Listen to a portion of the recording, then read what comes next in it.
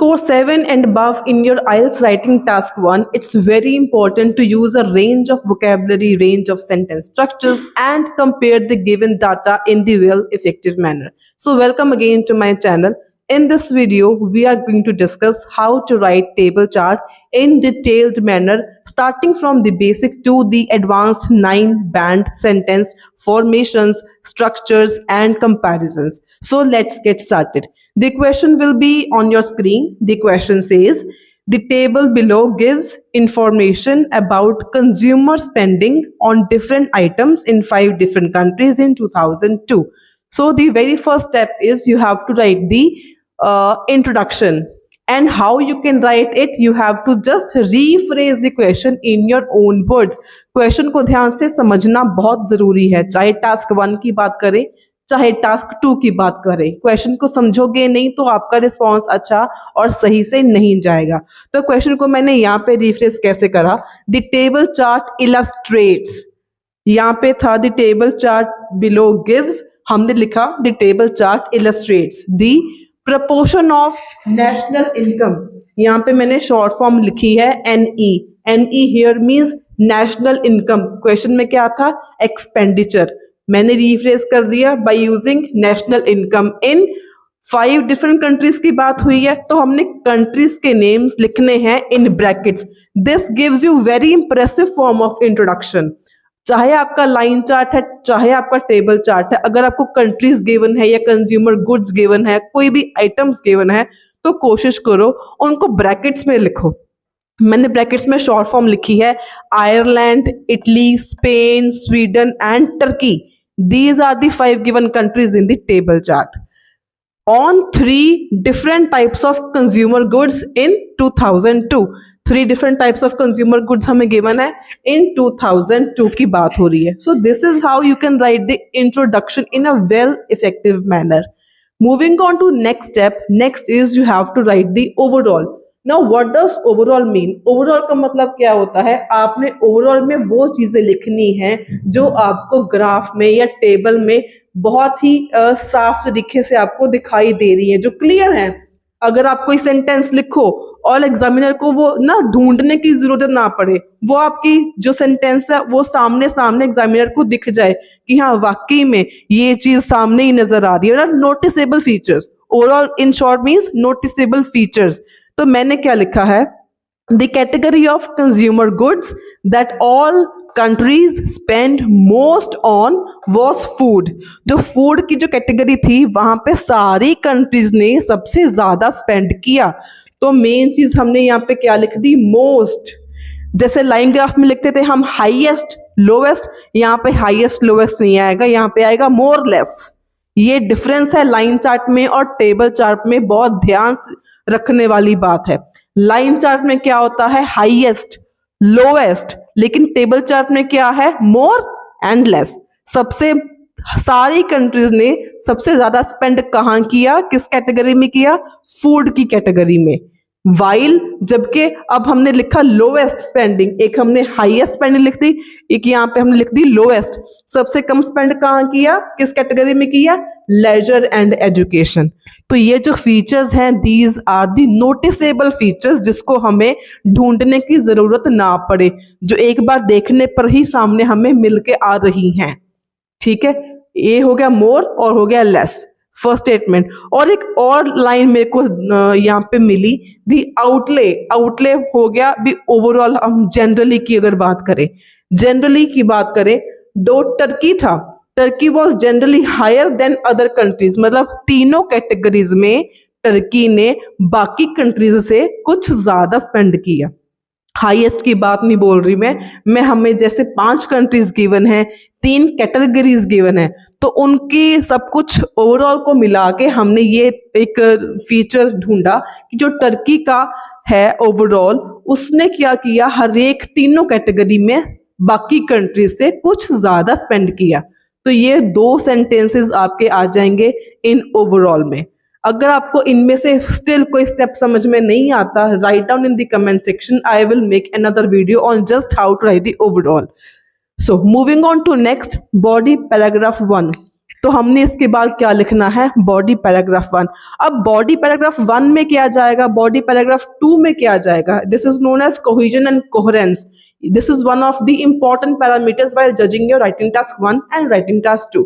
तो हमने ये सोच के रखना है कि बीपी 1 में क्या जाएगा, बीपी 2 में क्या जाएगा, ताकि वो कोहेरेंस जो लॉजिकल ऑर्गेनाइजेशन है वो बनी रहे और आपके बैंड्स कम ना हो।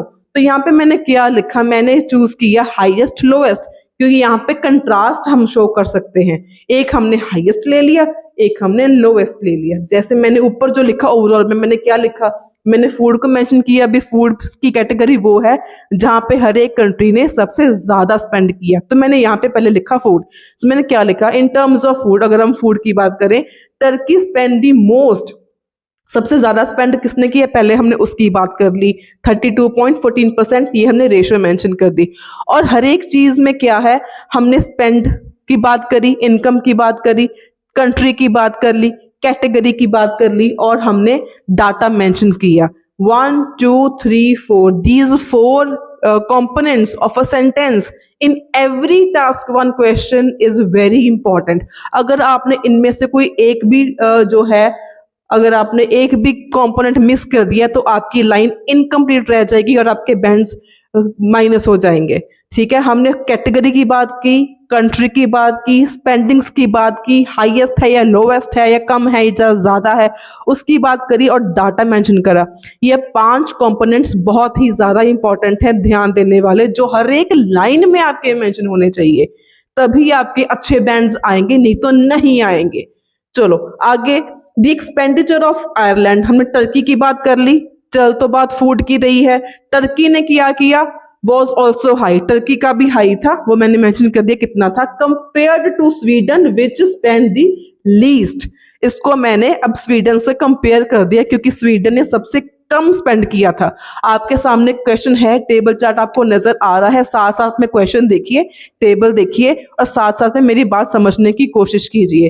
पहले मैंने हाईएस्ट लिख लिया, टर्की का हाईएस्ट है, उसके बाद एक और हाई पॉइंट मिला मेरे को आयरलैंड का, और लीस्ट मिला स्वीडन का। इनको मैंने कंपैरिजन कर दिया, भी जो आयरलैंड का है वो भी हाई था as compare to Sweden which spend the least, और लीस्ट कितना था, 15.7%।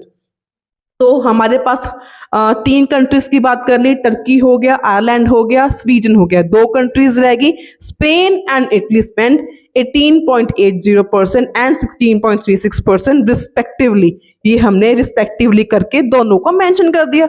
सिंपल सी बात है, एक हाईएस्ट, 2 हाईएस्ट हो गए, एक लोएस्ट हो गया, 2 एक साथ एक जितने थे अप्रोक्सीमेटली सेम थे, तो हमने रिस्पेक्टिवली करके इसका सेंटेंस बना लिया।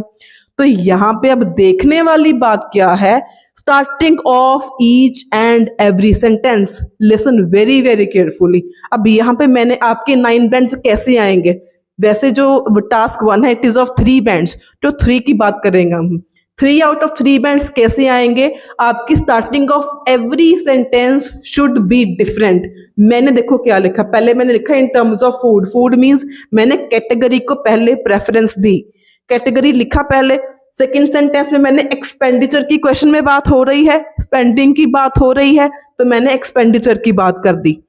थर्ड सेंटेंस में मैंने क्या लिखा, मैंने कंट्री से स्टार्टिंग कर दी। ठीक है, मैंने क्या किया, कंट्री से स्टार्टिंग कर दी। मैंने फूड की 3 सेंटेंसेस बनाए और तीनों की फॉर्मेशन डिफरेंट थी। फॉर्मेशन डिफरेंट करने का बहुत ही ये इजी मेथड है, क्या करो, स्टार्टिंग जो है वो चेंज कर दो, स्टार्टिंग चेंज कर दोगे सारा सेंटेंस अपने आप चेंज हो जाएगा, और सेंटेंस चेंज हो गया that means you are showing variations in your sentences. Variation show करोगे अपने आप इंप्रेसिव बनेगा, अपने आप 3 में से 3 बैंड्स आएंगे। लेकिन एग्जामिनर को कोई आपके टास्क 1 में कोई गलती नहीं मिलनी चाहिए, तभी 3 बैंड्स आएंगे, नहीं तो नहीं आएंगे। कॉमास, पंक्चुएशंस, डाटा को मेंशन करना, जो मैंने 5 कंपोनेंट्स बताए उनको मेंशन करना in each and every sentence will give you full bands. So यहाँ पे मैंने कैटेगरी से स्टार्टिंग करा, एक्सपेंडिचर से स्टार्टिंग करा, कंट्री के नेम से स्टार्टिंग करा, बस आपने स्टार्टिंग डिफरेंट करनी है, सारे सेंटेंसेस आपके बढ़िया बन जाएंगे। तो नेक्स्ट मैंने बात की ऑन द अदर हैंड, यहाँ पे मैंने कहा मोस्ट, यहाँ पे कहा लीस्ट। लीस्ट क्या था, लेजर एंड एजुकेशन, तो मैंने यहाँ पे on the other hand lowest expenditure, तो मैंने यहाँ पे लोवेस्ट मीन्स जो ट्रेंड मैंने मेंशन किया, पे मैंने ट्रेंड से शुरुआत कर दी। Lowest expenditure was on leisure and education के ऊपर सबसे लोवेस्ट एक्सपेंडिचर था। अब इसकी सेंटेंसेस दो बनाना है आपने, एक्सप्लेन जब आपने इसका करना है एक्सप्लेन, तो ये क्या बनाओगे, कैसे बनाओगे, ये आपने कमेंट सेक्शन में लिख के बताने हैं। एक मैंने बता दिया लिख के, अब एक बनाओगे आप। सो यहाँ पे ऑर्गेनाइजेशन की बात करें, हाईएस्ट लोवेस्ट, इसका हमने जिक्र कर दिया। अब जो रिमेनिंग एक रह गया क्लोथिंग एंड फुटवेयर, अब हम उसकी बात करेंगे इन बॉडी पैराग्राफ 2। मैंने क्या लिखा, मैंने अब स्टार्ट कर दिया क्लोथिंग एंड फुटवेयर, ठीक है। अब ये मैंने कैटेगरी से स्टार्ट कर दिया again. Clothing and footwear was the third category of consumer goods and outlays for these items were between 9% in Italy and 5.40% in Sweden. जो हम मेरे को ज्यादा लगे, मेरे को 9 ज्यादा लगा, 5 ज्यादा लगा, तो मैंने उसको मेंशन कर दिया। और थर्ड मैंने सेकंड सेंटेंस में क्या लिखा, the national expenditure in this area. मैंने इन दिस एरिया मतलब मैंने क्लोथिंग एंड फुटवेयर की बात कर रही हूँ, उसको बार बार मेंशन ना करके, रेपिटिशन ना हो, मैंने लिख दिया इन दिस एरिया, ठीक है। फॉर द रिमेनिंग कंट्रीज, जो बाकी कंट्रीज की बात हमने रह गई, यहाँ पे स्वीडन लिख दिया मैंने, ठीक है, और मैंने इटली मेंशन कर दिया। 3 कंट्रीज रह गई और तीनों के नेम्स बार बार लिखूं उसके बजाय मैंने क्या लिखा था, इन the remaining countries averaged around 6.5%। ये बात नोट करने वाली है। क्यों मैंने ये लिखा, क्योंकि जो डाटा आपको गिवन है उसमें सबकी जो तीनों कंट्रीज हमारी बाकी रिमेनिंग है, तीनों का डाटा अप्रोक्सीमेटली 6 पॉइंट समथिंग है, 6.6, 6.7, 6.8 ऐसे करके है, तीनों का 6 पॉइंट समथिंग था। तो इसलिए मैंने लिखा एवरेज्ड अराउंड, मैंने एवरेज कर दिया 6.5, राउंड फिगर कर दी मैंने 6.5 कि सबका अप्रोक्सीमेटली 6.5 था। तो this is how you can write the table chart to score 3 out of 3 bands. और यहाँ पे एक टिप बात है बहुत ज्यादा नोट करने वाली, कई बच्चे मैंने देखे वो क्या करते हैं BP1 में, BP2 में, considering the data in detail, it is very evident, ये वो इतने सारे वो भारी भारी फ्रेजेस यूज कर देते हैं जिनका कोई मतलब ही नहीं है यहाँ पे लिखने का। डायरेक्टली जिसकी आपने बात करनी है वहां से शुरू करो, ना जायज के फ्रेजेस यूज करना will definitely deduct your bands, उससे आपके बैंड्स बिल्कुल नहीं बढ़ेंगे। ये अपने एक्सपीरियंस से मैं बात कर रही हूँ, ठीक है। इसलिए बिना कोई एक्स्ट्रा फ्रेज यूज करे, जितना हमको चाहिए, जो हमको चाहिए वो लिखो। फ्रेजेस को यूज करने का मौका आपको मिलता है ऐसे में, यहाँ पे हमने सिर्फ 150 वर्ड्स लिखने होते हैं, अराउंड 180 वर्ड्स लिखो, लेकिन फ्रेजेस को यूज मत करो। ओवरऑल में भी it is evident that, it is clear that इसकी लिखने की कोई जरूरत नहीं होती if you want to score 3 out of 3 bands. Simple शुरू करो, डायरेक्टली शुरू करो, ये बहुत इंप्रेसिव, जैसे हम बोलते हैं ना सिंप्लिसिटी इज द बेस्ट, वैसे सिंपल रहो, बिल्कुल अच्छा लगता है। फ्रेजेस यूज करोगे उससे बहुत अजीब सा लगता है, तो ऐसे सिंपल लिखोगे तो आपके डेफिनेटली बैंड्स अच्छे आएंगे। और एक इसमें और बात नोट करने वाली है, जैसे हम लाइन चार्ट में क्या लिखते हैं, it gradually increases, it significantly decreases, it peak that, it remarkably decreases. तो यहाँ पे जो रिमार्केबली, सिग्निफिकेंटली, स्लाइटली, ग्रेजुअली, यहाँ पे वो सारे एडवर्ब्स हमने यूज नहीं करने, क्योंकि यहाँ पे हाईएस्ट लोएस्ट की बात हम नहीं कर रहे। सिर्फ ये एक टेबल चार्ट है, किसने ज्यादा स्पेंड किया, किसने कम स्पेंड किया, किसका प्रपोर्शन ज्यादा था, कम था या कितना था, इतनी सी बात है, इतना सा ही हमने लिखना है। सो आई होप आपको ये सब कुछ समझ आ गया होगा। अगर स्टिल आपको कोई क्वेश्चन है, कोई क्वेरी है, you can comment down in the comment section below, and if you find this video helpful, do like, share and subscribe for more videos. Thanks a lot.